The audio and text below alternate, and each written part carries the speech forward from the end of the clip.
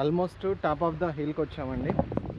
ఇది ఎంత హైట్ అంటే 1200 మీటర్ల హైట్లో ఉన్నాము భూమికి.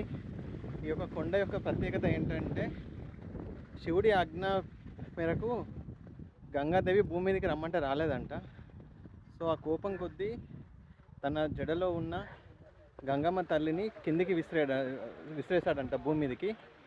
సో ఆ జడ ఏదైతే ఉందో ఈ కొండ మీద వచ్చి పడ్డదనమాట.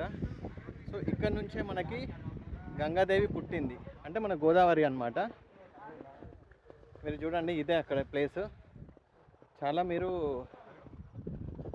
చాలా ఇన్స్టా వీడియోస్లలో చూసే ఉంటారు.